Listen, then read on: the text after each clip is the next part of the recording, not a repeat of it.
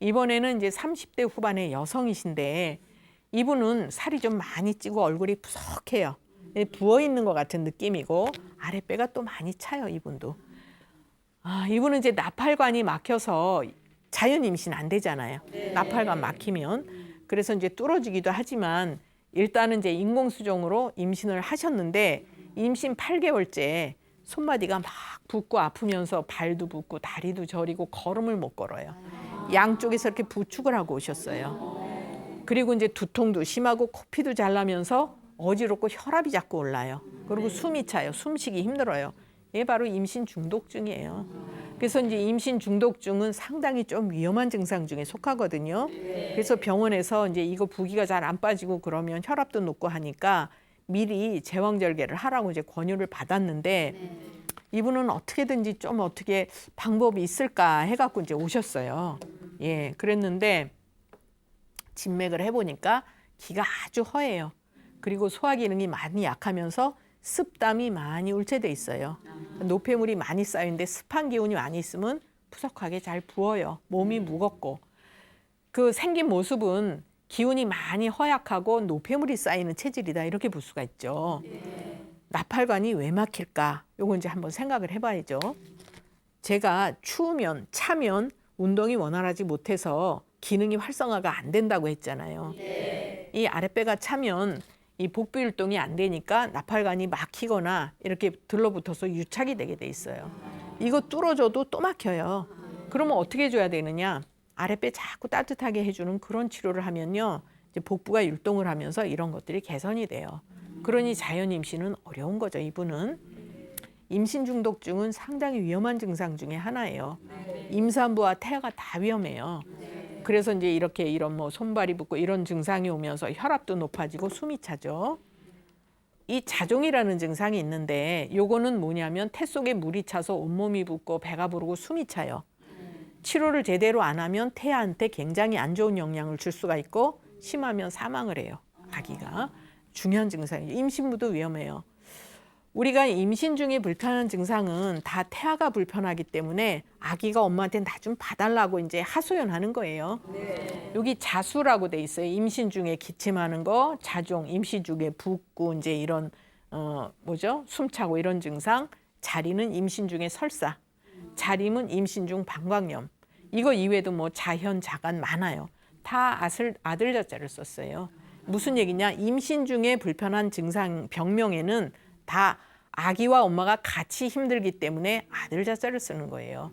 그래서 치료도 임신부와 태아를 함께 하는 거예요. 그러니까 모르는 사람들은 임신 중에 약 먹으면 아기가 괜찮아요? 물론 괜찮죠.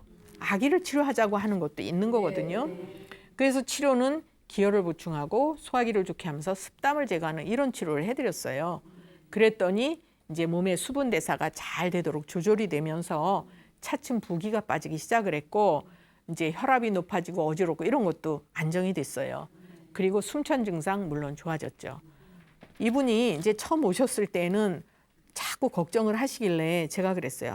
한의학 치료를 조금 하다가 안 되는 듯 싶으면 그때 가서 제왕절개 하시는 것도 괜찮지 않냐 했더니 그럼 그렇게 하겠다 해갖고 이제 이렇게 치료를 하신 거였는데 결국은 제왕절개 안 하고 예정일 거의 가깝게 자연분만 하셨어요. 정말 고마워하셨어요, 이분이. 여자분들이 진통이 힘들어서 제왕절개 해달라는 분들도 있대요. 근데 그건 몸을 굉장히 손상시키는 거예요. 네, 그래서 이제 이분은 현명하게 치료를 하신 거다 이렇게 볼 수가 있죠. 이분은 40대 초반의 여성이신데 몸이 굉장히 마른 편이고 손발이 굉장히 차요. 결혼이 조금 늦어서 결혼하자마자 이제 바로 인공수정, 시험관 다 실패했어요. 이분은 생리가 좋지 않아요.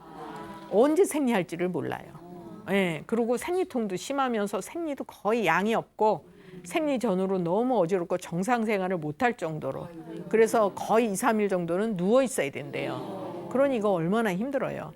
그래서 이제 그런데 배란 유도 주사도 너무 힘이 들고 먹일 줄 수가 없고 앞으로 몇 번이나 더 해야 될지 이게 이제 또 걱정인 거예요.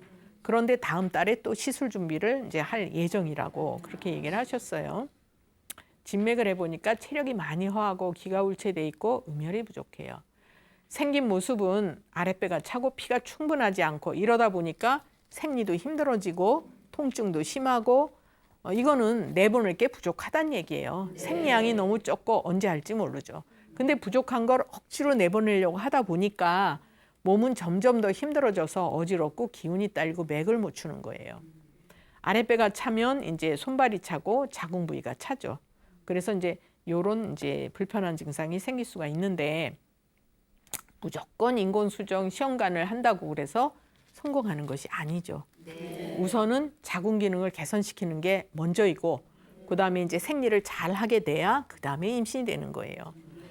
배란 유도 주사를 하면요. 이거는 이제 한의학에서는 자궁에 손대는 걸로 봐요. 뭘 인위적으로 하잖아요. 그래서 몸과 마음이 불편해지고 심하면 우울증 와요. 여자분들. 그러니까 이런 시험관 자꾸 하는 분들 우울한 분들 많아요. 살기 싫어져요. 그 자궁 상황을 개선한 후에 시술을 하는 것이 이제 더 좋지 않냐 해서 조금 늦추시라고 했더니 제 말 안 듣죠. 양이사 말 듣죠. 하셨어요. 당연히 실패하죠. 예, 그래서 이제 병원에서는 나이가 있으니까 계속 하라고 해요. 근데 이제 서두른다고 되는 건 아니죠. 예, 그래서 아랫배를 따뜻하게 하고 보혈하는 치료를 해드렸더니 차츰 생리통이 없어지고 생리량이 늘어나기 시작했어요. 그럼 자궁 기능이 회복되는 거예요. 그래서 이제 쭉 치료를 하니까 이런 이제 손발이 따뜻해지고 어지럼증 없어지고 배란 유도 주사, 수정란 착상 이런 과정에도 힘들지 않으셨어요, 이분이. 그리고 이제 보통은 이런 시술을 할 때 한약 먹는 거 다 끊으라고 하는데 이분은 계속 드셨어요. 훨씬 효과적이었죠. 이분은 나이가 많아서 자궁 골반 잘 벌어지고 산도 확보되는 그런 약을 해드렸어요. 좋은 게 뭔지 알아요? 이분 너무 고마우셨어요. 나이가 이렇게 많고 초산인데 2시간 만에 출산을 했어요. 있을 수 있어요? 이거 한약덕이에요. 그런 치료 방법이 있어요. 이분은 눈물 흘릴 정도로 고마워했어요. 그리고 산후조리 이제 치료를 하면서 배도 잘 들어가고 모유도 잘 나오고 이제 정말 좋아지셨죠. 그래서 우리가 원인을 잘 찾고 그것을 잘 조절을 하면 어려운 상황도 잘 넘길 수가 있다. 이렇게 볼 수가 있습니다. 제가 오늘 난임에 대해서 말씀을 드린다고 했는데요. 대개 이제 난임이라고 하면 여성들 만 나이로 35세를 기준으로 해서 그 이전에 속하는 분들은 1년 동안 피임을 안 하고 이제 정상적인 부부 생활을 했을 때 임신이 안 되는 경우, 또 35세를 넘으면 6개월을 기준으로 해요. 그런데 이제 요새 보면 젊은 분들이 산전 검사 많이 하시잖아요. 근데 검사는 정상인데 임신이 안 되는 경우 굉장히 많아요. 그래서 이제 하다가 안 되면 인공 수정을 한다든지 시험관 시술을 한다든지 이런 과학적인 방법을 이제 찾는데 그러면 왜 임신이 안 될까요? 이거는 이유가 반드시 있어요. 그러니까 이유가 있는 건 찾아야죠. 그래야 치료를 할 수 있는 거죠. 그래서 검사상 정상이란 얘기는 기질적으로는 문제가 없다는 얘기예요. 눈에 보이는 모는 괜찮아요. 그런데 이제 기능이 나쁘다는 얘기죠. 그래서 요거는 이제 한의학적인 관점에서 찾을 수 있는 부분이다 이렇게 볼 수가 있고, 동의보감에 보면 임신을 잘 하려면 첫째 생리를 잘해야 되고 대화가 없어야 된다 이런 내용이 나와요. 이제 여성의 생리는 그 여성이 건강 상태가 어떤지를 표현하는 바로미터다 이렇게 볼 수 있어요. 그러니까 생리를 잘하는 여성은 건강한 거죠. 여성으로서 피가 충분히 자궁에 공급이 되고 마음이 안정이 되고 아랫배가 따뜻해야 생리를 편안하게 하면서 이제 임신으로 이어질 수가 있는 거죠. 대하는 이제 냉을 얘기하잖아요. 이건 양방에서는 뭐 염증으로 보기도 해요. 그렇지만 한의학적으로는 소화기가 나쁘거나 아랫배가 차거나 화가 많이 울체돼 있을 때 이런 이제 냉 같은 분비물이 나올 수가 있죠. 그러니까 무조건 항생제나 소염제 써서는 안 된다는 얘기예요. 예, 그래서 이제 뭐든지 원인을 정확하게 찾아야 되는데, 그래서 이제 한의학적으로는 난임의 원인이 몇 가지 있어요. 굉장히 많지만 대표적인 건 몇 가지를 살펴보도록 할게요. 첫 번째는 아랫배가 찬 경우예요. 이건 다들 아시죠? 아랫배 차면 임신 안 된다. 그러면 차다는 얘기는 이제 우리가 겨울에는 추워서 웅크려들면 활동을 안 하듯이 기능이 활성화가 되지 않는다는 얘기예요. 그래서 이제 생리가 좋지 않고 냉이 있거나 나팔관이 유착이 되든지 막힐 수가 있어요. 차서 움직이지를 운동을 못 하는 거죠. 그래서 이런 경우에는 아랫배를 따뜻하게 해서 복부가 잘 율동을 하게 해야 자궁이 활성화되면서 임신을 할 수가 있는 거고, 그다음에 두 번째는 감정의 기복이 많이 크거나 아주 예민하거나 스트레스 잘 받는, 이제 스트레스에 취약한 사람들이 자궁은 아주 자극에 민감한 장기라고 제가 전에 말씀드린 적이 있는데, 이런 경우에는 마음이 안정이 안 되면 자궁이 불안정하면서 임신이 어려울 수가 있어요. 그래서 이제 이런 정신적인, 심정적인 것도 이제 영향을 많이 주고, 그다음에 살이 너무 찐 경우 있어요. 이런 경우에 이제 몸에 노폐물이 많이 쌓인 경우죠. 그러면 자궁에도 노폐물이 많이 쌓여서 자궁이 운동을 잘 못해요. 비둔하니까. 그래서 이제 이런 경우에 임신이 안 되고, 또 몸이 너무 마른 분들이 있어요. 이것은 한의학적으로는 음혈이 부족하다고 얘기를 해요. 제가 앞에서도 피가 충분히 자궁에 공급이 돼야 된다고 했는데, 음혈이 부족하면 자궁에 많이 보내주질 못하니까 자궁이 건사해져요. 그래서 임신이 안 돼요. 그다음에 이제 자궁 수술을 한 경우, 요새 보면 근종, 낭종, 또 뭐 유산 이런 걸로 수술하는 경우가 많이 있거든요. 이러면 이제 자궁에도 흠이 생기면서 착상이 어렵거나 임신이 돼도 유산이 잘 되거나 이럴 수가 있어요. 이거 이외에도 이제 굉장히 많은 원인들이 있는데, 특히 유산을 한 후에 조리를 못했거나 또는 습관성 유산이 되는 경우, 또 다낭성 낭포 있어요. 이런 경우에는 이제 난자를 만들어내지 못하기 때문에 임신이 안 되기도 하고요. 또 이제 여성분들이 키가 유난히 크고 남성 같은 분들이 있어요. 이런 경우에도 임신이 조금 어려울 수가 있습니다. 이거 이외에도 이제 여러 가지 많이 있는데, 예전에는 임신이 안 되면 어땠어요? 다 100% 여자 책임이었죠. 예, 그런데 아마 이제 검사 방법이 없고 그래서 그렇게 넘어갔을 거예요. 요즘 보면 남성 불임 굉장히 많아요. 예, 그래서 이제 대개 전자파에 많이 노출이 된다든지, 과로를 많이 하고 또 스트레스 많이 받고 과음 과식을 하고, 그래서 이제 음주 과다 이러면 정자 숫자가 부족하든지 기형 정자가 생기든지, 또는 이제 정자가 활동성이 떨어지든지 이러면 임신을 하기 힘들죠. 임신을 건강하게 한다는 얘기는 건강한 정자가 숫자가 많아야 되고 활동성이 좋아야 되고 건강한 난자가 있어야 돼요. 그래야 빨리 가서 수정을 시키고 건강한 수정란이 생기는 거죠. 근데 그게 건강하지 못하면 유산이 될 수도 있어요. 임신을 원할 때에는 부부가 함께 치료를 하는 것이 제일 효과적이고 성공적이다, 이렇게 볼 수가 있는 것이죠. 우리가 이제 과학의 힘을 빌어서 임신을 시도하는 경우에 자궁의 환경이 건강하고 쾌적하게 만든 다음에 시술을 하는 것이 좋은데, 요즘 보면 이런 개념이 없어요. 무조건 자꾸 하다 보면, 이제 제가 이따도 사례를 말씀드리지만 무조건 해요. 그러다 보니 힘만 들어요, 여자분들이. 그래서 이제 이런 걸 좋게 만들어야지 성공률이 높고 유산을 방지하고 건강한 태아를 임신하는데, 억지로 임신을 시키다 보면 임신도 어렵지만 임신 유지도 어렵고 조산을 하거나 또는 이제 선천 허약아가 태어날 확률이 아주 높아지는 거죠. 예, 그래서 이제 이거 굉장히 중요한데, 이번에 소개해드릴 분은 30대 초반의 여성이신데 몸이 좀 많이 마르고 얼굴이 이렇게 역삼각형으로 생겼어요. 그리고 피부가 유난히 휘어요. 유난이라는 거에 집중을 해야 돼요. 유난히 흰 분이에요. 그리고 이제 임신 4개월 때 계류유산이 됐어요. 근데 이분은 남편이 정자가 부족해요. 그래서 자연 임신이 안 돼요. 그리고 이제 이분도 문제가 있어요. 다낭성 낭포가 있어서 배란이 안 돼요. 그러니 부부가 다 문제가 있으신 거죠. 그러니 어쩔 수 없이 자꾸 과배란 시켜서 난자 채취하고 정자 채취하고 이래서 이제 시험관 시술을 하는데 연속적으로 3번 실패를 하셨고, 그 이후부터 이제 마음이 우울해요. 예, 그러면서 의욕이 없고 몸이 힘이 들고 무슨 생각이 드냐, 꼭 아기를 낳아야 하나, 네, 이렇게 회의가 드는 거죠. 그러면서 이제 다시 또 배란 유도를 시작해야 될 생각을 하니까 막 짜증이 나고 무슨 일 조금만 있어도 화가 자제가 안 되고 마음이 힘들어지는 거예요. 그리고 하루 종일 이제 침대에 누워 있어야 돼, 힘이 없어서. 그리고 이제 누런 대화가 많이 나오고 입병이 자주 생기고, 요것도 중요해요. 여자분들이 화가 많이 쌓이고 자궁 기능이 안 좋아도 이런 상황이 생겨요. 예, 여자들은 입을 생식기로도 보거든요. 네. 그래서 진맥을 해보니까 화가 많이 울체돼 있고 음혈이 부족하면서 아랫배가 많이 차요. 이렇게 생긴 분들은 음혈이 부족하고 화성이 있으면서 하체가 약한 사람이에요. 역삼각형으로 V라인 좋아하시면 안 돼요. 이런 사람들은 하체 힘이 약한 사람들이에요. 그래서 하체가 힘이 약하다는 거는 뿌리가 약한 거고요. 여성의 뿌리는 자궁이에요. 그러니 자궁이 약하다는 얘기죠. 그래서 이런 분들은 넘어지기도 잘 넘어지고 허리 다리 삐끗하기도 쉽고, 그러면서 무슨 일이 쬐끔만 생기면 마음이 안정이 안 되고 막 불안하고 초조하고 이런 거 잘 생겨요. 예민하다는 얘기죠. 제가 아까 이제 얼굴이 유난히 희다고 했어요. 여자의 기본 색은 흰색이에요. 그런데 너무 흰 건 화성이 있는 거예요.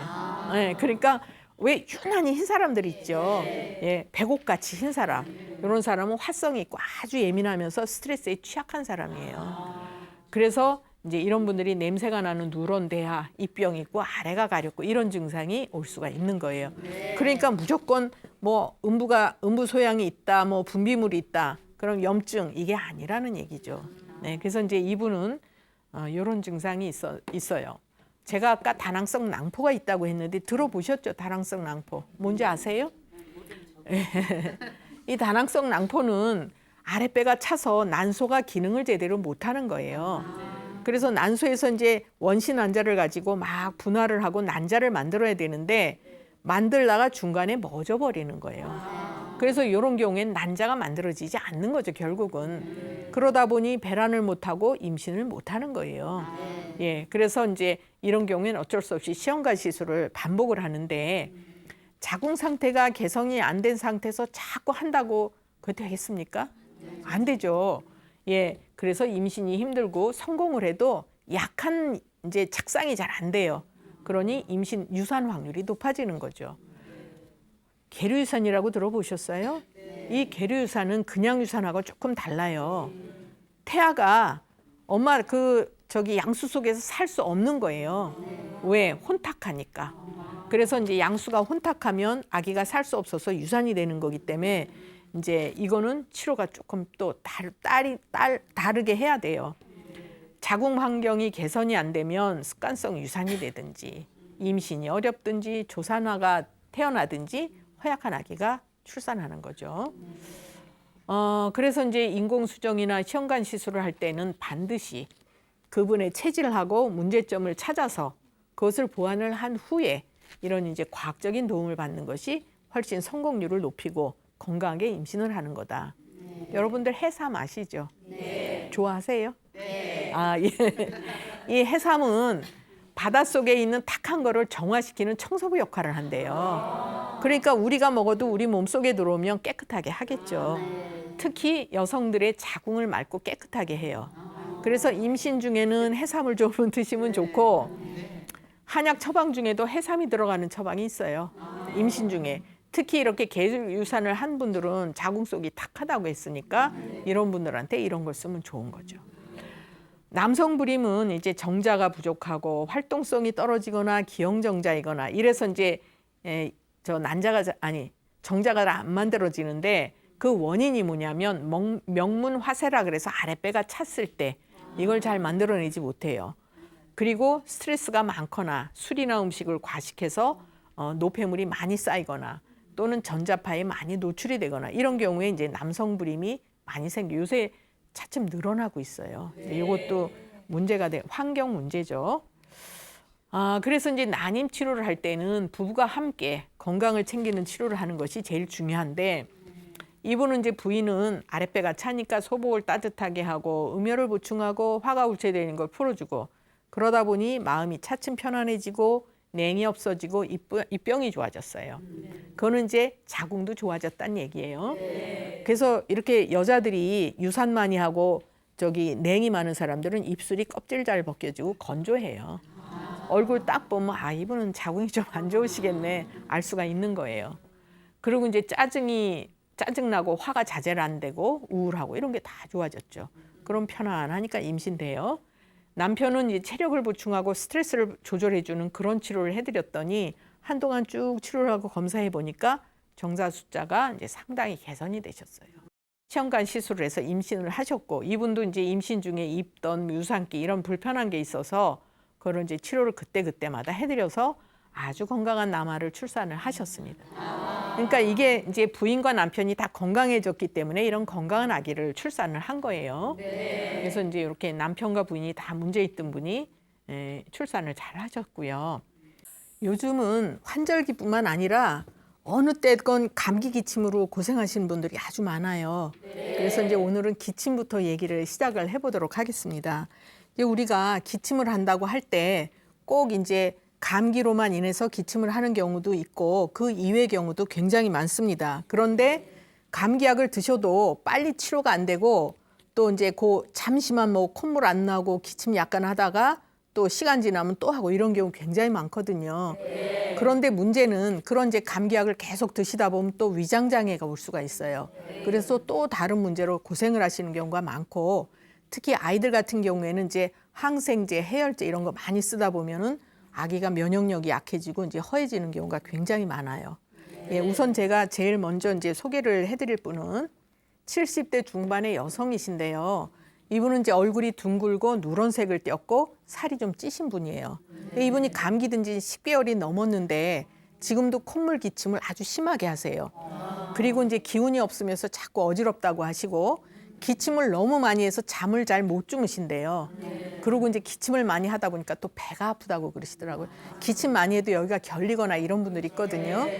그래서 이제 불편하니까 감기약을 드시면 콧물만 조금 덜 하다가 또 안 잡숫고 조금 지나면 또 오고 그러는데 문제는 이분이 원래 소화 기능이 좋지 않은 분인데 속이 아프고 입이 마르면서 이제 입맛이 없어지셨어요.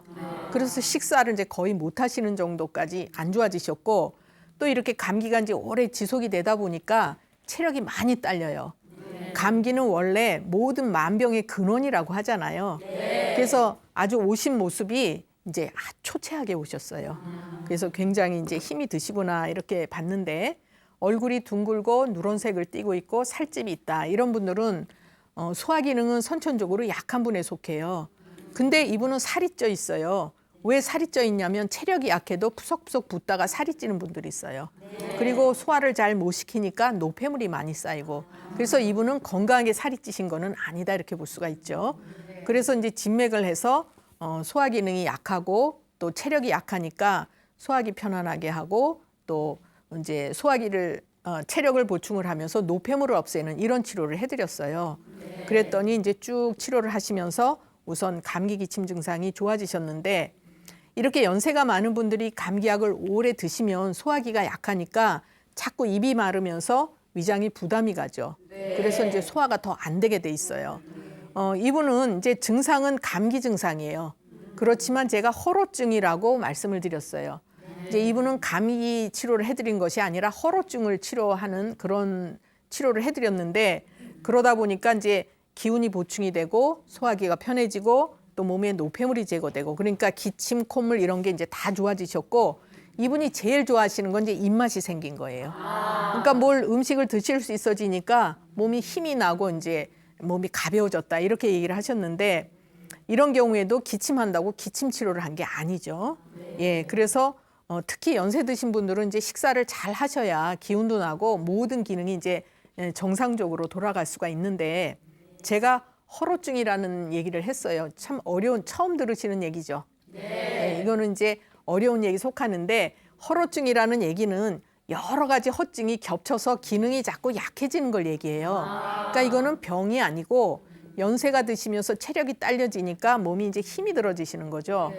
그래서 우선 식욕이 줄고 정신이 이제 어두워져요. 정신이 안 맑고 그러면서 근육과 뼈가 당기고 아파요. 이건 무슨 얘기냐면 온몸이 여기저기 그냥 삭신이 쑤신다는 얘기예요. 예, 삭신이 쑤신다. 그리고 이제 이 허로증은 피부라든지 근육과 뼈, 또 골수, 기혈, 진액 이런 것들이 다 부족해지는 거예요. 그래서 나타나는 증상이 열이 올랐다 내렸다 하는 조열 증상, 또 이제 이렇게 땀이 쭉 나는 조금만 움직여도 땀 나는 분들이 있어요. 자한 증상, 또 가래 기침. 그래서 증상은 감기와 비슷해요. 근데 이게 이제 나이가 중요하신 거예요. 연세가 이런 분들은 요새 가끔 보면 한 70 이렇게 되신 분도 나 갱년기 증상이에요 이러고 오시거든요. 열이 올랐다 내렸다고 땀 난다고. 근데 그거는 갱년기가 아니에요. 허로증으로 치료를 해야 돼요. 그래서 이제 이분도 그렇게 치료를 해드렸어요. 그랬더니 그 한 10개월 넘게 기침하고 잠도 못 주무시고 하던 것이 다 좋아지니까 오히려 살이 빠지셨어요. 살이 찐 분들 이렇게 이제 젊은 분들도요 다이어트 할 때 무조건 식욕 줄여주고 못 먹게 한다고 살이 빠지는 게 아니에요. 일시적으로만 빠져요. 오히려 체력이 약한 분들은 체력을 보충을 해줘야 틀을 딱 유지하면서 살이 빠질 수가 있어요. 그래서 이분도 이제 그런 분에 속하시는 거고, 연노자, 나이가 많으신 분들은 오장육부의 기능이 약해지시는 거예요. 그래서 제가 뭐 50에는 간이 나빠지고 60은 심장 이런 얘기를 하는 이유가 오장육부의 기능이 나이에 따라서 하나씩 약해지는 거고, 그러면 이제 음혈도 부족해지고 노화가 급격하게 진행이 되는 거예요.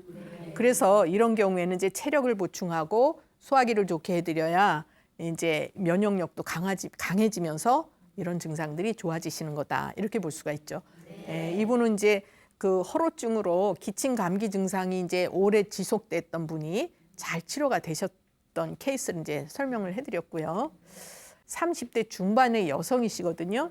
얼굴이 각이 지고 피부가 희면서 손발이 차요. 근데 이분은 임신할 때부터 두통이 있고 뒷골이 당기고 어지럽고 그러셨어요.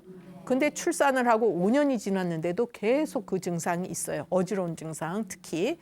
그리고 이분이 이제 유산을 한번 하고 나서 하혈을 많이 해서 이제 치료를 한 적이 있는데 유산 후에 자궁 내막 수술을 4번이나 했어요. 그러니까 회복이 잘 안 되는 분이란 얘기예요. 결국은 약한 분이란 얘기예요. 근종도 있어서 수술을 하셨고, 그리고 이분은 피곤하면은 방광염 증상이 생겨요.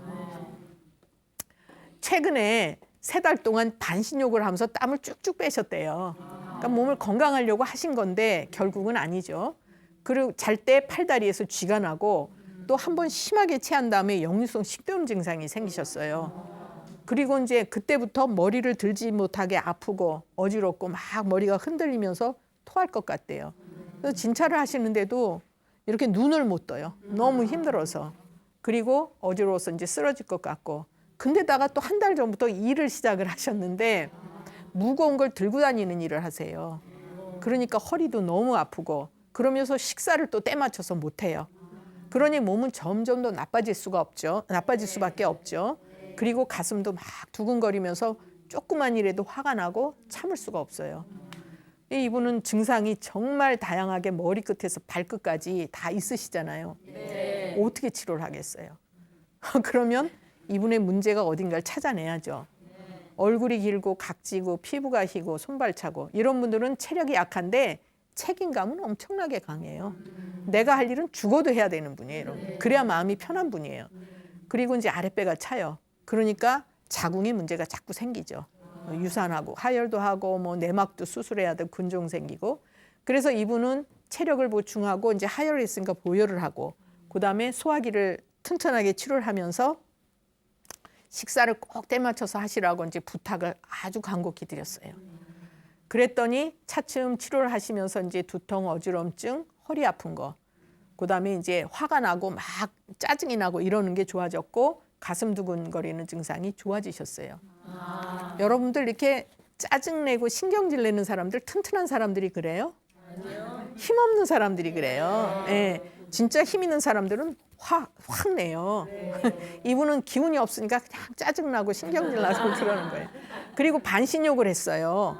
이건 건강한 게 아니고 몸속의 진액을 자꾸 빼주는 거니까 기운이 점점 더 부족해지는 거죠. 그리고 이제 또 영양분이 부족하니까 머리로 영양분을 잘 끌어올리지 못해요. 힘이 있어야 이쪽으로 영양분을 쫙쫙 끌어올리거든요. 이분은 그거를 못하니까 이런 증상이 생긴 거예요. 그래서 이제 우리가 이분은 치료가 이제 잘 되셨는데 우리가 운동을 하면 무조건 많이 해야지 좋은 걸로 잘못 알고 계세요. 운동은 적당히 해야 되고 땀도 펑펑 내는 게 아니라 약간 살짝 나는 정도로 해야 적당한 거고 운동은 정해놓고 하는 게 아니에요. 그날 체력에 맞게 하는데 체력보다 더 많이 운동을 하는 건 노동하는 거예요. 그러니까 운동량은 다 개인적인 차이가 있는 거죠. 본인에 맞게 운동을 하셔야 되는 거고 그다음에 이분은 이제 아랫배가 차고 체력이 약하니까 피곤하면 이제 방광염이 잘 생기는 거고 또 유산 후유증으로 이제 하혈도 하고 근종 있고 내막 수술하고 그다음에 허리가 아픈 것도요. 꼭 허리에 문제가 있는 거는 아니라고 말씀드렸잖아요. 이분이 허리 아픈 건 소화기가 약해서 그래요. 소화기가 약한 분들은 배에 힘이 없어서 이렇게 꼬부라지면서 허리가 아파요. 그러니까 치료법이 다른 거죠. 그리고 이제 심하게 체해서 이런 뭐 역류성 식도염, 두통, 머리 흔들리고 어지럽고 토하고 그러니까 이 전체적으로 볼 때 아무리 이분이 증상이 정말 다양하게 많아도 문제는 핵심은 체력이 딸리고 소화기 안 좋고 또 진액을 너무 많이 빼놨고 이런 거거든요. 그러니까 그걸 치료해주면 이게 한꺼번에 다 좋아지는 거예요. 그러니까 원인만 치료를 하면 격가지에 있는 문제들은 같이 좋아지는 거다 이렇게 볼 수가 있는 거죠. 그래서 한의학은 이렇게 정교하게 우수한 치료를 할 수가 있는 거예요. 예. 제가 이제 지금까지 두통, 어지럼증 또 이분이 가슴도 많이 두근거리셨어요. 가슴 벌렁거리고 막 놀란 것처럼 그것도 좋아지셨어요. 이번에는 이제 5살짜리 남자아이인데 얼굴이 아주 쬐끔해요. 그리고 눈이 동그랗고 피부가 새까만 아이예요. 5살인데 한 2-3살 정도 아주 쬐끔한 아이가 왔어요. 5살이라서 깜짝 놀랐어요, 제가. 그렇게 작은 아이고 키하고 몸무게가 나이에 비해서 아주 작아요. 근데 이 아이가 겨울에 기침을 아주 심하게 해요. 그리고 환절기 때도 감기 들고. 그러니까 늘 얘는 감기 기침으로 이제 달고 사는 아이고. 근데 문제는 기침을 할 때 가슴하고 여기 명치가 아프다 그런대요. 여기 아프다고 그런대요. 그러고 또 기침을 캑캑거리는 기침을 해요. 그리고 이제 숨 쉴 때 쌕쌕 소리가 나고 그리고 잘 먹지 않아요. 그러니까 애가 자꾸 두루놓어요. 힘이 없어서. 그리고 이 아이는 선천적으로 심장에 구멍이 3개가 있어요. 그러니까 선천 심장 기능을 약하게 타고난 아이다. 선천 허약하다 이렇게 볼 수 있죠.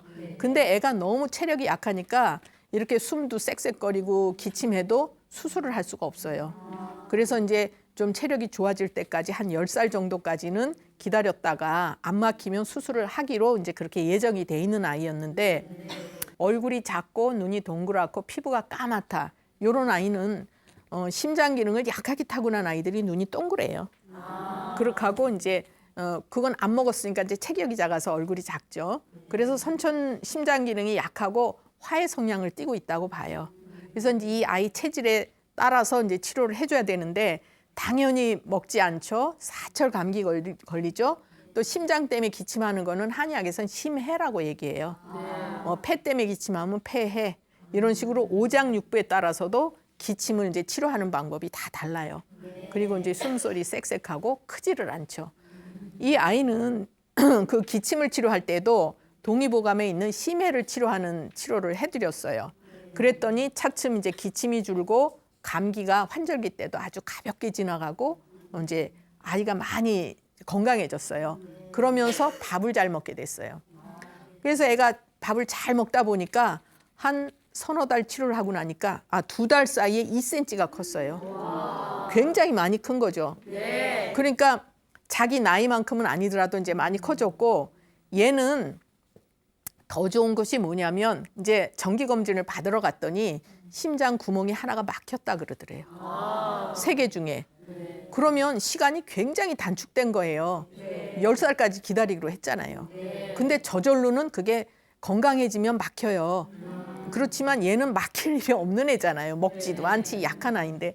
그래서 이 치료를 하면서 심장 구멍이 하나 막혔고 아이들이 이 아이는 너무 이제 엄마가 직장 생활을 하는데 어린이집도 못 보내요. 애가 너무 약해서. 그러니까 친정하고 시집을 이제 번갈아 가면서 아이 맡기고 그러니까 다 고생하라는 거예요. 다. 근데 몸이 좋아지니까 어린이집을 보내달라고 지가 그리고 가서도 친구들하고 잘 놀고 그러니까 엄마도 편해지고 다 편해진 거예요.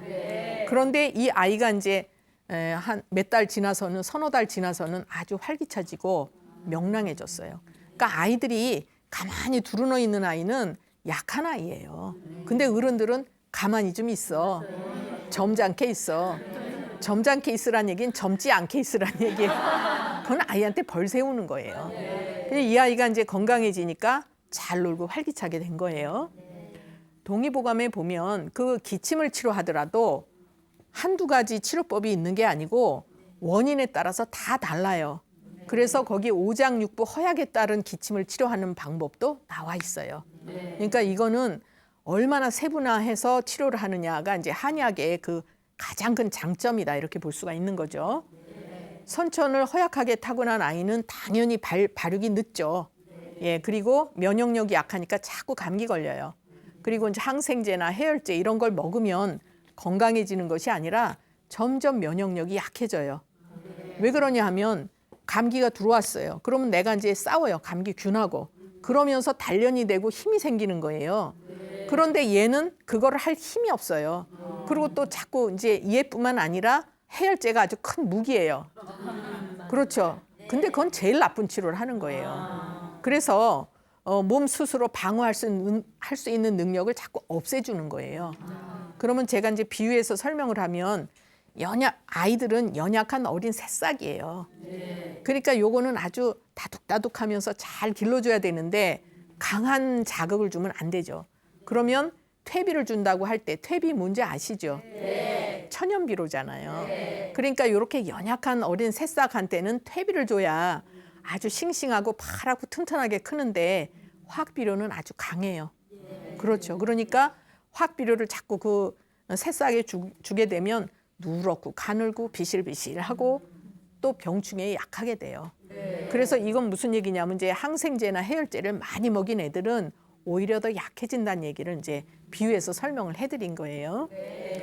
그리고 건강한 아이들을 보면요. 아이들은 소양지기가 강하다고 해요. 그래서 다리에 힘도 있고 애들 걸어 다니지 못해요. 답답해서. 뛰어다녀야 돼요. 그래서 이제 뭐 층간소음 문제도 생기고 하는데 아이들은 원래 모습은 이렇게 눕지 않고 활발하게 움직이는 게 건강한 아이예요. 소양지기가 강하기 때문에. 그러다가 이제 나이가 들면서 이게 조금씩 약해지는 거죠. 근데 허약한 아이들은 이제 선천을 약하게 타고났기 때문에 잘 두루누워요. 그리고 눈빛이 약하고 이렇게 이제 눈에 힘이 없어요. 그러면서 이렇게 눈을 잘 마주치지 않고 이렇게 보면 또 눈을 쓱 피하고 이런 아이들이 있어요. 그런 아이들은 선천을 아주 약하게 타고난 아이예요. 그래서 이제 선천을 보여주는 그런 치료를 해야 되고 우리가 엄마 뱃속에서 10개월 살다 나오잖아요. 그래도 완성은 안 돼서 태어난 거고 왜요? 낳자마자 걷는 애 없잖아요. 또 1년이라는 세월을 거쳐야 말도 하고 걷고 그래요. 근데 그것도 완성은 안 된 거예요. 10살이 돼야 비로소 완성이 다 되는 거예요. 그러니까 그때까지는 다 미완성 단계다 이렇게 볼 수 있고 그럴 때 이제 어떤 뭐 병이 생긴다 그럼 그거는 병으로 볼 게 아니고 허약해서 미완성이라 약한 부분이 드러나는 거예요. 그러니까 허약한 부분을 보완을 해야 문제없이 잘 클 수가 있다 이렇게 볼 수가 있는 거죠. 그래서 강한 약을 쓰면 오히려 저항력이라든지 스스로 건강해질 수 있는 자생력을 약화시키는 거다. 이제 다시 말씀을 드리고요. 요즘 보면 과학이 굉장히 발달해 있어요. 그러면 병이 없어져야죠. 그런데 더 강한 병이 많이 생겨요. 그거는 왜 그러냐 하면 이제 요거는 다는 아니지만 우리가 음식이 좋지 않아요. 너무 인공적인 거, 그죠? 자연에서 벗어난 그런 음식을 섭취를 하죠. 환경이 좋지 않아요. 공해도 많이 있죠. 거기에다가 누구보다 잘나려고 스트레스 엄청 받고 살아요. 이것도 아주 약하게 해요. 그리고 또 문제가 요새 불규칙한 생활 습관을 너무 많이 갖고 있어요. 이게 규칙적인 생활 습관이 뭐냐면 잘 때 자고 먹을 때 먹어야 되는데 이거 지키는 어른이나 아이 정말 드물어요. 그래서 낮밤을 바꿔서 산다든지 배고프면 안 먹다가 한꺼번에 먹는다, 뭐 야식을 먹는다. 죄송한 얘기인데 야식은 별로 좋은 게 아니거든요. 근데 우리나라는 뭐 배달의 민족 해갖고 너무 많아요. 병을 자꾸 만들어주는 거예요. 그래서 이제 불규칙한 생활 습관도 굉장히 큰 문제예요. 그래서 저가 이제 참 안타까운 것은 자연에 순응하면서 사는 방법을 어렸을 때부터 교육을 시켜야 된다. 이게 이제 건강하게 아이들도 크고 어른이 되는 그런 방법이에요. 참 안타까운 부분이에요. 40대 중반의 여성이신데요. 이분은 얼굴이 갸름하고 이제 피부는 흰데 붉은색을 띠고 있어요. 그리고 이분은 팔다리가 아주 길어요. 미인형이죠, 이런 분들이.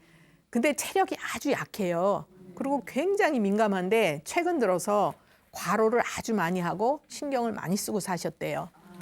근데 어느 날 아침에 이렇게 일어났는데 머리가 막 깨질 듯이 아프고 너무 방안이 빙빙 돌아서 어지러워서 일어날 수가 없는 거예요. 그래서 이제 응급실을 갔어요. 그래갖고 검사 뭐 이것저것 다 했는데 다 정상이에요, 다. 근데도 이분은 계속 머리 아프고 어지럽고 원인을 찾을 수가 없어요. 그러니 병원에서는 어떻게 신경성 해갖고 신경 안정제를 이제 처방을 받아서 드시는데 이분이 소화기가 약하니까 이걸 못 드셔요. 이것만 먹으면 속이 막 쓰리고 식사를 못 하세요. 일도 못하고 외출도 못하고 거의 이제 누워서 지내시고 집안일 하나도 못해요. 이분이 이제 집안일을 못하니까 남편이 저녁 때 들어오실 때 애들 먹을 거 사갖고 오거나 아니면 데리고 나가서 외식을 하거나 이 정도로 힘들게 이제 사시니 얼마나 난감해요. 집안일을 못하시니까. 주부는 건강하셔야 돼요. 그래야 잘 돌아가요. 근데 이분은 또 문제가 아주 예민하다고 그랬잖아요. 한약에 대해서 불신이 너무 커요. 그리고 간이 나빠질까 봐 또 걱정하셔요. 그러면서도 또 진찰할 때는 내가 나이도 많지 않은데 사랑구실을 못하면 어떡하냐 하면서 또 우셔요. 아주 이제 난감했는데 그러면서도 또 한방 치료를 아주 망설이기는 하셨어요. 그러다가 이제 본인이 너무 힘드시니까 일단 이제 치료를 하기는 하셨는데 이렇게 얼굴이 갸름하고 피부가 희면서 붉은색을 띠셨다. 팔다리가 길다. 이런 분들은 소화 기능이 약한 편에 속하고 아주 예민한 분에 속해요. 그리고 이제 그래서 진맥을 해보니까 기는 많이 허한데도 울체된 그런 이제 맥이 나왔어요. 그러면 치료는 어떻게 드려야 돼요?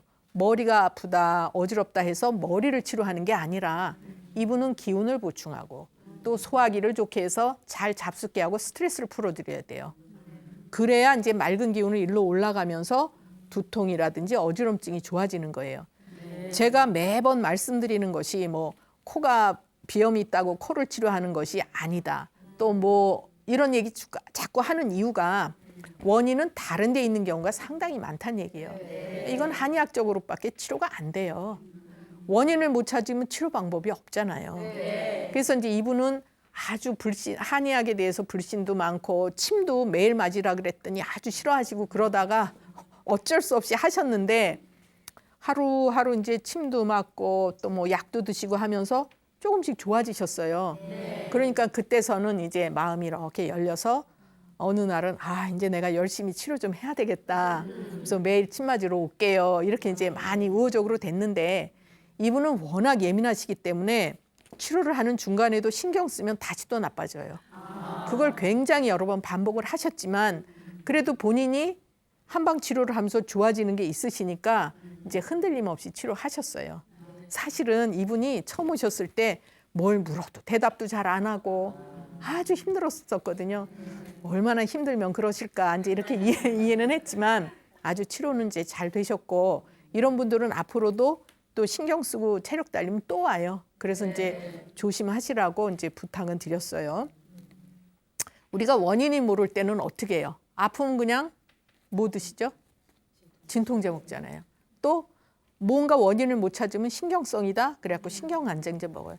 그러다 보면 병이 이제 치료가 안 되니까 뿌리가 점점 더 뿌리를 치료를 못 하니까 병이 점점 더 깊어지는 경우도 있다라는 거를 아셔야 돼요. 예, 그래서 이제 이렇게 치료가 잘 되셨는데 우리가 보면 머리가 아프거나 어지럽거나 이거는 머리에 문제가 있는 경우도 있지만 그거는 다가 아니란 얘기죠. 그리고 우리 몸은 그 신체 각 부분이 서로 유기적으로 연관이 돼 있어요. 그러니까 예를 들어서 소화가 안 돼도 어지러울 수가 있고 소화가 안 돼도 비염이 올 수가 있고 또 소화가 안 돼도 기침을 할 수 있고 그러니까 이건 한 군데가 잘못되면 연결돼 있는 그 부분들이 같이 불편하기 때문에 굉장히 유기적으로 잘 만들어 놓은 몸이에요. 우리 아주 창조물 중에 최고라 이렇게 볼 수가 있죠. 그래서 그걸 찾아내야 돼요. 어디에 불편한 게 있고 원인이 있는가. 이제 이분 같은 경우에 소화기를 튼튼하게 하고 체력을 보충하니까 잡숫는 거를 소화를 잘 시켜서 영양분을 몸의 곳곳에 보내주면 팔다리를 잘 편안하게 쓸 수 있고 머리도 두뇌 회전도 잘 되고 기능이 좋아지고 이렇게 되는 거죠. 근데 소화기에 문제가 생기면 이제 이런 것들을 잘 못하는 거죠. 우리가 이제 두통이나 그래서 여기도 두통이나 어지럼증 또 건망증, 치매, 채머리 흔드는 거, 머리 흔드는 분들 있죠. 이런 것들의 원인도 여기에 있는 것이 아니라 그죠? 몸이 허약하거나 또 나이가 많이 들어서 체력이 떨어지거나 또 큰 병을 앓았거나 뇌수가 부족하거나 이 뇌수라는 거는 우리 뇌에는 그 뇌척수액이 꽉 차 있어야 정신 기능이 좋아요. 그리고 치매도 안 와요. 그런데 이게 이제 뇌수가 부족해지기 시작하면 어지럽고 눈이 어질어질하고 눈이 침침하거나 또 이명이 오거나 청력이 나빠지거나. 그러니까 이거는 다 같이 연결이 돼 있는 부분이거든요. 그래서 연세 드신 분들이 제일 걱정하는 게 뭐예요? 치매잖아요. 치매. 그러니까 치매도 치료를 머리를 하는 게 아니라 뇌수를 쫙 잘 채워주기 위해서 체력 보충하고 또 소화기를 잘 튼튼하게 해서 영양 공급해주고 이런 치료도 굉장히 중요한 거예요. 제가 오늘 강의해드린 내용 중에서 이제 답을 고르시면 되는데요. 10문제 내드릴 거고 이제 질문을 하고 하나 둘 셋 하면 들어주세요. 근데 틀린 분들은 안 올리셔야 됩니다. 예, 그리고 조그만 이제 선물 준비됐으니까 잘 맞추시도록 해보세요. 예, 제가 이제 첫 번째 문제요. 환절기에는 기후 변화에 적응하느라고 체력 소모가 많고 면역력이 떨어져서 감기에 잘 걸린다. 하나, 둘, 셋. 많이 맞추셨어요. 5가 맞습니다.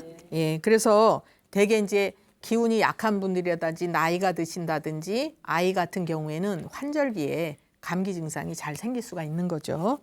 예, 그다음에 이제 두 번째 문제요. 기운이 없는 사람에게 체력을 보강해주면 오히려 살을 뺄 수 있다. 하나, 둘, 셋. 예. 이것도 거의 맞추셨어요. 5가 맞아요. 제가 이제 체력이 약한 분들은 기운을 보충을 해야 푸석푸석 붓거나 이렇게 살이 찌는 게 덜해진다 말씀을 드렸잖아요. 예. 그다음에 이제 3번 문제 드릴게요. 어린아이는 소양지기가 강하기 때문에 활발한 것이 정상이다. 하나, 둘, 셋. 예. 한 분 들리셨어요. 죄송합니다. 이제 지금 다 맞히셨어요, 5가. 그래서 아이들은 답답해서 못 걸어요. 다리에 힘이 있고 소양지기가 강하기 때문에. 그러니까 두루놓는 아이는 아주 허약한 아이다. 이렇게 볼 수가 있는 거죠. 그래서 사실은 그렇다고 이제 아이들을 무작정 막 이렇게 난리하라고 둘 거는 아니고 우리나라 그 부모들이 저는 이제 조금 안타까운 것이 되고 안 되고를 정확히 알려주는 게 필요하다고 봐요.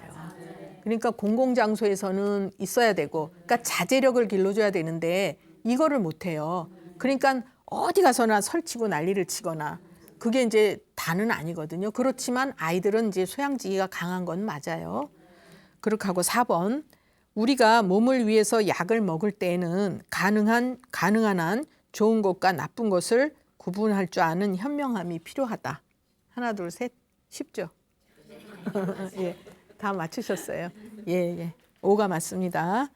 그래서 이제 이 말씀은 왜 드리느냐 하면요. 제가 이제 전에도 강의 중에 한의원에서 쓰는 한약재는 식약처에서 다 검증을 거친 거다 했어요. 무조건 한약이라 그래서 다 똑같은 건 아니에요. 그러니까 이런 것도 이제 잘 선별을 해서 이제 하실 필요가 있습니다. 5번 드릴게요. 두통이 있으면 머리에서 문제를 찾아서 치료를 해야지 다른 쪽에서 원인을 찾으려고 할 필요는 없다. 하나, 둘, 셋. 예, 이거는 X가 맞죠. 네, 한 분 틀리셨어요. 죄송합니다. 이제 틀린 분들 잘 이렇게 내리고 계시고요. 그다음에 이제 6번 문제 드릴게요. 치매는 뇌수 부족이 원인이기 때문에 뇌수를 채울 수 있는 치료를 해야 한다. 하나, 둘, 셋. 예, 다 맞히시고 3분 틀리죠. 제가 아까 이제 그 뇌수라는 거는 머릿속에 영양분이 꽉 채워져야지 된다는 얘기거든요. 그래야 이게 두뇌 활동도 좋고 뭐 치매라든지 어지럼증, 머리 흔들리는 거 이런 게 없어져요. 그런데 이제 이게 덜 채워지잖아요. 그럼 뇌가 자꾸 위축이 돼요. 그러면서 이제 치매가 오는 거예요. 그래서 이제 뇌수를 채워주는 게 맞습니다. 예, 그다음에 이제 7번 드릴게요. 반신욕은 노폐물을 몸에서 빼내는 작용을 하기 때문에 가능한 한 하는 것이 좋다. 하나, 둘, 셋. 지금 이거는 틀린 거죠. 틀린 게 맞아요. 왜 그러냐면 억지로 가만히 땀을 빼는 거는 진액이 빠져나오는 거다 그랬죠. 날씨가 덥거나 운동을 할 때, 활동을 할 때 땀나는 거는 정상이다. 이렇게 말씀드렸고요. 그래서 이렇게 해서 자꾸 땀을 빼내도 팔다리가 저리거나 쥐가 나거나 머리가 막지가 않거나 이런 거 올 수 있습니다. 8번요. 팔과 다리가 긴 사람은 소화기가 약한 경우가 많다. 하나, 둘, 셋. 다 맞추셨네요. 맞습니다. 5가. 그 다음에 이제 9번이요. 허리가 아픈 원인에는 소화기가 안 좋아서 일 수도 있다. 하나, 둘, 셋. 예, 다 맞추셨어요. 고민입니다, 제가. 예, 내리시고요. 허리가 꼭 허리의 문제가 아니더라도 소화기가 약해도 허리가 아프실 수 있다. 이렇게 말씀드렸죠. 그다음에 이제 10번이요. 한의학의 치료는 병의 뿌리를 찾아서 치료하는 것이기 때문에 근본이 치료되면 잔가지에 해당하는 여러 증상이 같이 좋아지는 것을 볼 수 있다. 하나, 둘, 셋. 예, 다 맞추셨네요. 예, 예. 지금 강의 잘 들어주셔서 정말 감사하고요. 네, 이제 어쩔 수 없이 이렇게 가위바위보 하셔야 되겠네요. 예, 어쨌든 우리가 이제 오래 사는 게 중요한 게 아니고 건강하게 사는 삶이 제일 중요하잖아요. 네. 예, 삶의 질이 좋게 그렇게 건강하시도록 제가 기원 드리겠습니다. 예, 우리가 요즘 살다 보면 볼 것도 너무 많고요. 들을 것도 너무 많고 그래요. 그래서 이제 오히려 저도 안경을 썼지만 눈을 과하게 써서 이제 시력이 나빠진다든지 들을 걸 너무 많이 들어서 이명이 생긴다든지 이제 이런 증상들이 많이 있거든요. 그래서 우리가 이제 이렇게 제일 먼저 이 아이는 이제 눈의 불편 증상이 있기 때문에 소개를 해드리는데 6살짜리 여자아이예요. 이 아이는 이제 또래에 비해서 키가 아주 작고 마른 편이고 신체 발육이 더딘 편이에요. 근데 또 잘 먹지를 않아요. 그러니 잘 클 수가 없겠죠. 근데 이 엄마가 걱정이 아이가 이제 너무 체격도 작고 신체 발육이 늦으니까 내년에 학교 가야 될 텐데 이제 애들한테 또 따돌림 당하고 그럴까 봐 걱정이 굉장히 많아서 이제 오셨는데 이 아이는 머리가 굉장히 영리한 아이예요. 그리고 이제 책을 좋아하고 책도 많이 보고 컴퓨터도 많이 쓰고 똑똑한 아이죠. 그러고 이제 이 아이가 긴장되는 상황에서는 눈을 계속 깜빡거리는 특증상이 많아요. 그리고 이제 눈이 자주 아프다 그러고 물체가 이제 2개로 보인대요. 그래서 보안경을 쓰고 왔어요. 그러니까 아이는 쬐끄만 아이가 이렇게 큰 안경을 이제 쓰고 왔어요. 그래서 이 아이들은 생긴 모습이 더 중요해요. 이제 진맥이나 이런 거보다.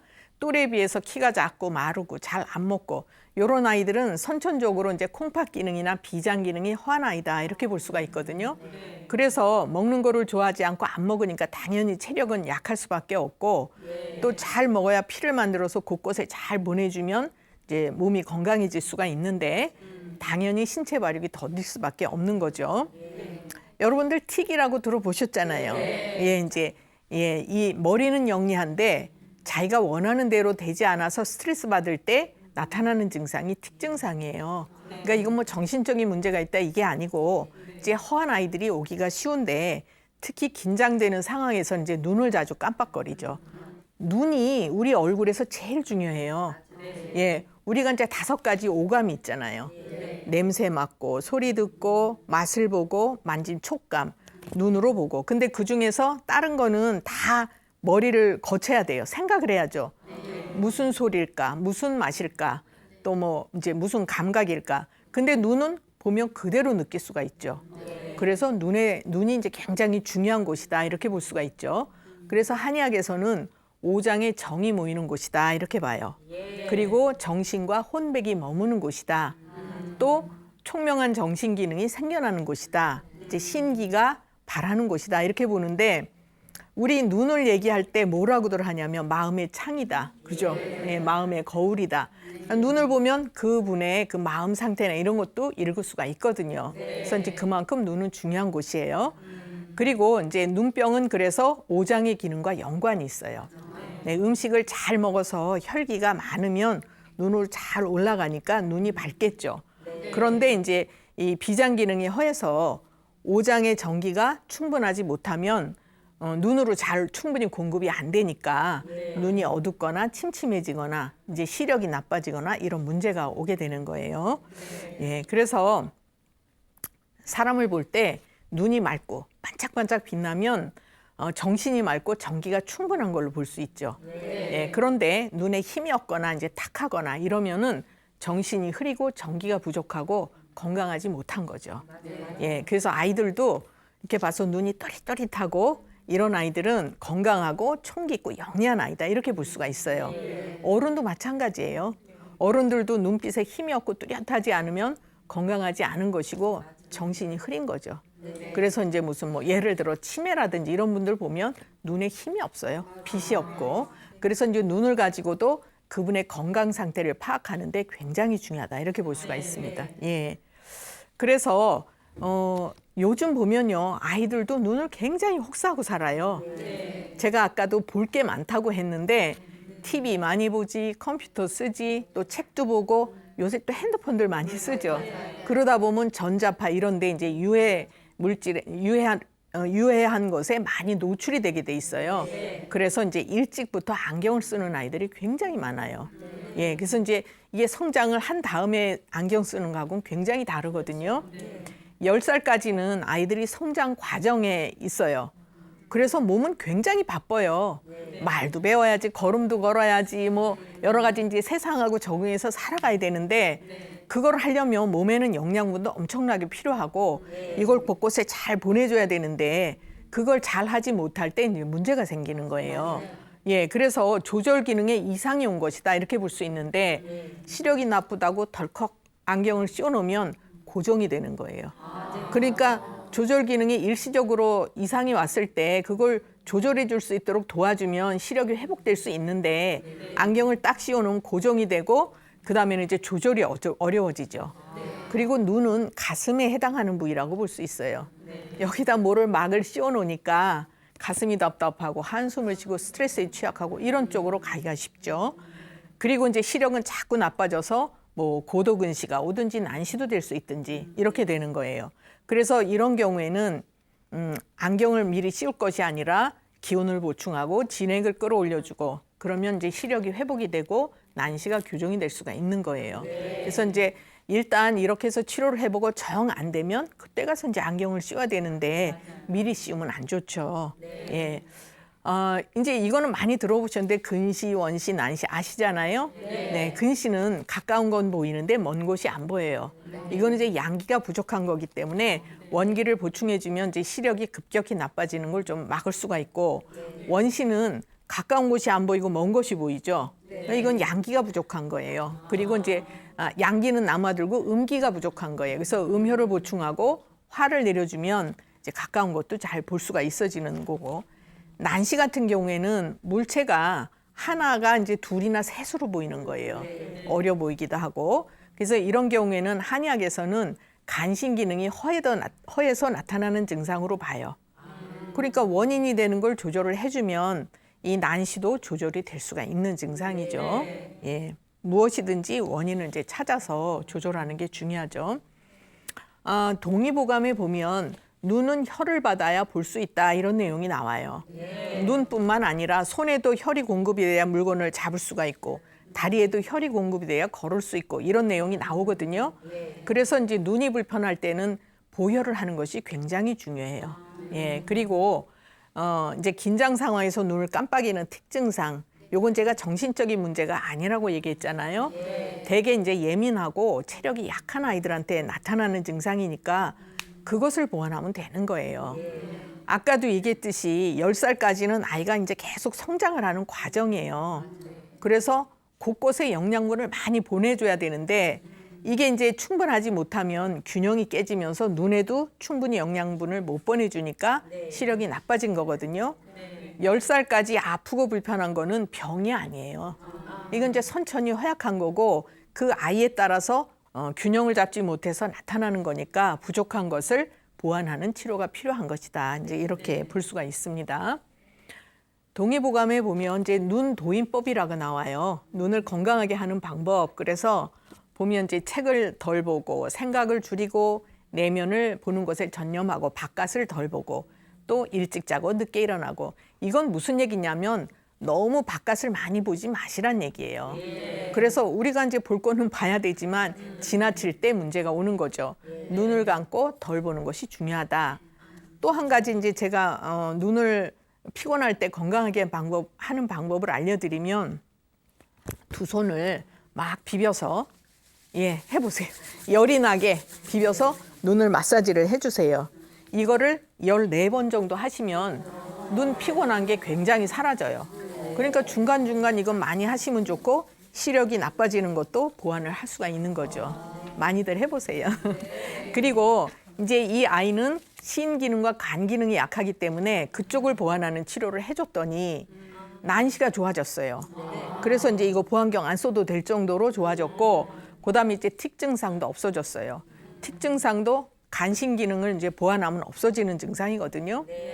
더 좋은 것은 아이가 이제 밥을 잘 먹게 됐어요. 그러면 어떻게 돼요? 크잖아요. 예, 얼마 후에 봤는데 못 알아볼 정도로 키도 크고 아이가 아주 이렇게 통통하게 살도 올랐어요. 얘는 똑똑한 아이라 제가 이제 설명을 해줬어요. 네가 이런 걸 지나치게 보고 컴퓨터 많이 쓰면 다시 또 안경 써야 되니까 조심해라 했더니 알았다고. 그래서 이제 이렇게 영리한 아이들은 설명만 잘 해줘도 어른한테 얘기 안 해도 돼요. 아이가 알아서 이제 조절을 하는 거죠. 그래서 이제 발육이 부진하고 틱도 있고 난시가 뜬